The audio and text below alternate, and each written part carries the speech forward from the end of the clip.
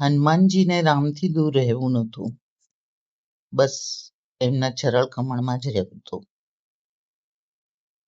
અને એ રહ્યા પછી જે થયું એમાં આખું શરીર સિંદૂરથી કેમ રંગાઈ ગયું, ચાલો જોઈએ. બોલો જય શ્રી રામ, જય બજરંગબલી. ચિરંજીવી હનુમાન. રામ રાવણનું યુદ્ધ સમાપ્ત થઈ ગયું. રામચંદ્રજીનો રાજ્યાભિષેક પણ થઈ ગયો. હવે વાનરોના સૈન્યની જરૂર પણ રહી નહોતી. સર્વ વાનરો પોતાના દેશ જવા આતુર હતા. રાજા રામની આજ્ઞાની જ રાહ જોઈ રહ્યા હતા. રામચંદ્રજીએ વાનરોને પોતાને વતન જવાનો આદેશ આપ્યો. જતી વખતે સર્વને ભારે ભેટ સોગાદો પણ આપી. સર્વ વાનરો પ્રસન્નતાની સાથે વિદાય થઈ ગયા. એકમાત્ર બાકી રહ્યા હનુમાન. તેઓ ખિન્ન વદને નયનો ઢાળીને રામજીની સામે જ ઊભા રહ્યા.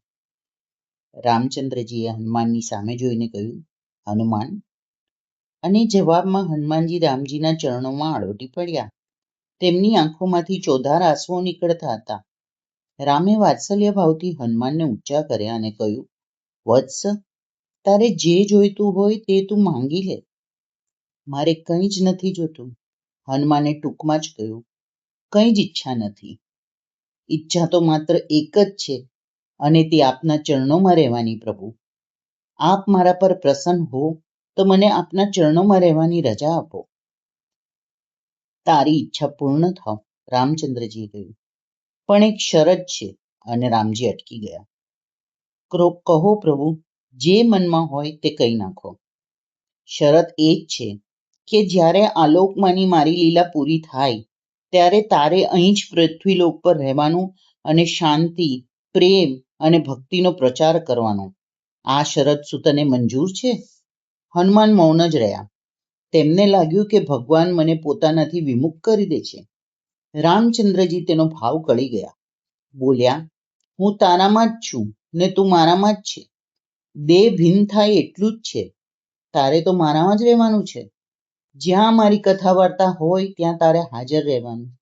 જ્યાં મારું નામ જપાય ત્યાં તું ખરો જ. અને તું જ્યાં પણ મને યાદ કરશે ત્યાં હું તારી સમક્ષ હાજર થઈ જઈશ.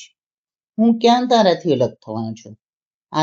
આ તો માત્ર મારી લીલા જ સમજ. હનુમાન ગદગદ બની ગયા. રામજીના ચરણો પકડીને તેમને કહ્યું, આપની આજ્ઞા મને માન્ય છે. જ્યાં આપની કથા હશે ત્યાં હું હાજર રહીશ. મારું હવે આ જ કર્તવ્ય બની રહેશે. રામચંદ્રએ હનુમાનને છાતીએ વળગાવીને કહ્યું, હનુમાન, તારું કલ્યાણ થાવ. આ જગતમાં જ્યાં સુધી મારી કથા રહેશે ત્યાં સુધી તારી કીર્તિ અને તારું જીવન પણ રહેશે જ. જગત રહેશે ત્યાં સુધી મારી કથા રહેશે. તે મારા પર અનેક ઉપકાર કર્યા છે. એના બદલામાં હું મારા પ્રાણ પણ આપી દઉં તો પણ હું તારો બદલો ચૂકવી શકું નહીં. અને આમ કહીને રાજા રામચંદ્ર જેવો ઉજ્જવળાર કે જેના મધ્યમાં વૈદુર્મણી ચમકી રહ્યો હતો તે પોતાના કંઠમાંથી ઉતારીને વનરાજને પહેરાવ્યો. હનુમાનના ગળામાં રત્નહાર પડ્યો એટલે તેમની કાંતિ સર્વ દિશાઓમાં ઝળહળી ઉઠી. રામે હસીને કહ્યું, હનુમાન, આ હાર સીતાએ આપેલા હાર જેવો નથી. રામ નામથી અંકાયેલો હાર છે. જોવું છે સત્ય? ના પ્રભુ, આપની વાણીમાં જ જ્યાં સત્ય હોય ત્યાં મારે કસોટીનું કામ શું છે? આપનો હાર મારા હૃદયમાં ઝૂલે છે તેનો અર્થ એ જ છે કે આપ મારામાં છો. અને રામચંદ્રે પુનઃ હનુમાનને ભેટી તેનું કલ્યાણ ઈચ્છ્યું. પ્રસન્ન થઈ પ્રભુએ તેમને ચિરંજીવ કરતા કહ્યું, હે વાનર શ્રેષ્ઠ, જ્યાં સુધી સંસારમાં મારી કથાઓનો પ્રચાર રહે ત્યાં સુધી તમે પણ મારી આજ્ઞાનુસાર વર્તતા પ્રસન્નતાપૂર્વક વિચરતા રહો. આમ શ્રી હનુમાનજી આપણા 7 ચિરંજીવોમાં સ્થાન પામી ગયા. જ્યાં શ્રીરામનો જાપ થાય, જ્યાં જ્યાં શ્રીરામના મંગળમય નામનું કીર્તન થાય, જ્યાં જ્યાં સીતારામની લીલાનું કથન ગાન, સ્મરણ અને ચિંતન થાય, ત્યાં પરમ શ્રોતા શ્રી હનુમાનજી સદા ઉપસ્થિત રહે છે. માટે જ્યારે જ્યારે શ્રી રામ કથા થાય, શ્રી રામાયણજીની પારાયણ થાય, ત્યારે આપણે ત્યાં રિવાજ છે કે સૌ પ્રથમ શ્રી હનુમાનજીનું આવાહન કરવામાં આવે છે. તેમને આસન આપવામાં આવે છે અને ત્યાર પછી જ શ્રી રામાયણજીનું મંગલાચરણ થાય. ભગવાન શ્રી રામના લીલાકાળ દરમિયાન અને ત્યાર પછી અનેક પ્રસંગો એવા બન્યા છે જેમાં હનુમાનજીએ રામ નામ ઉપરાંત રામ કામ કરી અને મોક્ષોને રામને રસ્તે વાળ્યા છે.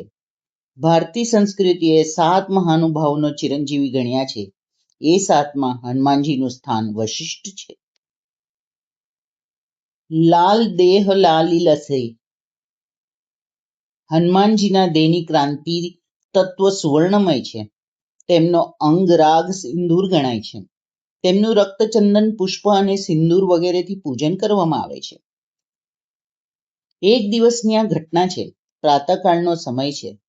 હનુમાનજી શૌચરના સ્થાનથી પરવારી પ્રભુના દર્શન પૂજન કરી રોજ સવારના નિયમ પ્રમાણ માં જાનકીજીને વંદન કરવા આવ્યા. જાનકીજીનો નિયમ કે હનુમાનજી વંદન કરે પછી પોતાના હાથે તેમને શિરામણ કરાવે. આજે માતાજીને કંઈક મોડું થયું છે. એ હજી સ્નાનાદિથી પરવારીને કુમકુમ સિંદૂર કરતા હતા ત્યાં હનુમાનજી પહોંચ્યા. તેમણે મા પાસે કશો જ સંકોચ ન રહેતો. તેમને જોયું કે પોતે વંદન કર્યા ત્યારે માતાજીએ આશીર્વાદ વચન તો કહ્યા, પણ તેમનું ધ્યાન તો પોતે શેથીમાં સુંદર પૂરતા હતા તેમાં હતું. બાળ બ્રહ્મચારી બજરંગબલીને આ સિંદૂરમાં રસ પડ્યો. તેમણે માતાજીને પૂછ્યું, માં, આપે કપાળમાં કુમકુમનો ટીકો કર્યો હોય તો ઠીક, પણ આ સિંદૂરની ચપટી સીતામાં કેમ નાખી? હનુમાનજીનો નિર્દોષ બાળક જેવો ભોળે ભાવે કરેલો સવાલ સાંભળીને માતાજી હસી પડ્યા. પછી નાના બાળકને ફોસલાવતા હોય તેમ તેમણે જવાબ આપ્યો, બેટા, તારા પ્રભુના કલ્યાણની કામનાથી હું આ સિંદૂર લગાવું છું. સિંદૂરથી સૌભાગ્યની વૃદ્ધિ થાય છે. બધી સુહાગણો સ્ત્રીઓ પોતાના સ્વામી ચિરાયુ રહે એમ ઈચ્છતી હોય છે. આ સિંદૂર લગાવે તો એના સ્વામીનું આયુષ્ય વધે છે. આ સિવાય કઈ રીતે હનુમાનને સમજાવવા એ ઘડીભર માતાજીને પણ સૂઝ્યું નહીં.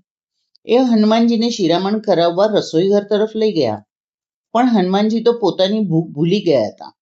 એ તરત જ ઉપડ્યા અને રાજભવનમાંથી બજારમાં પહોંચ્યા. એક વાણિયો હજી દુકાન ખોલતો હતો.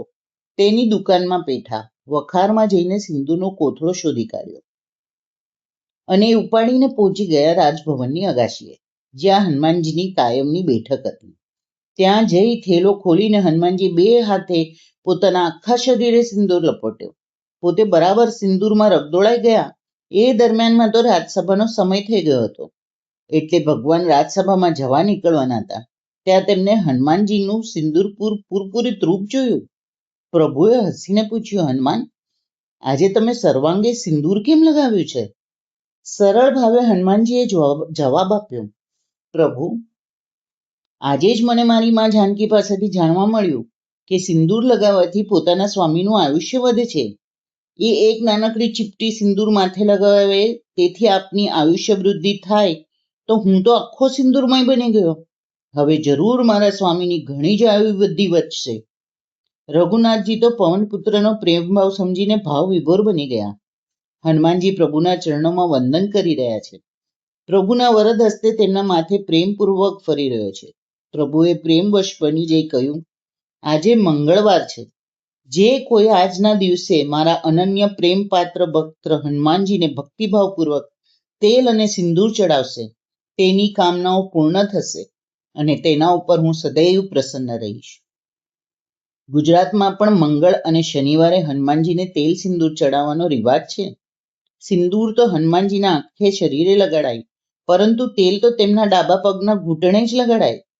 લક્ષ્મણજી મૂર્છિત થયા ત્યારે દ્રોણાચલ પર્વત લઈને આવતા માર્ગમાં ભરતજીનું બાણ વાગતા હનુમાનજી પૃથ્વી ઉપર પડ્યા ત્યારે તેમના ડાબા પગમાં મચકોડ આવી ગયું હોવાનું કહેવાય છે. તે માટે તેલ ચોળવાનો રિવાજ છે. આયુર્વેદિક દ્રષ્ટિએ પણ એ સ્વીકાર્ય છે. પછી તો ભક્તો પોતાની ઉતાવળો દૂરથી તેલ રેડે અને હનુમાનજીના આખા શરીરે રેલાય, એ તો આપણી અણસમજ છે. ભોળિયો દાદો તો આવું કાંઈ મન પર લેતા નથી. એ માન અપમાન ન જોતા ભક્તોના ભાવ જ જુએ છે. કાલે આપણે બીજી લીલાઓ જોશું. બોલો જય શ્રી રામ, જય બજરંગબલી.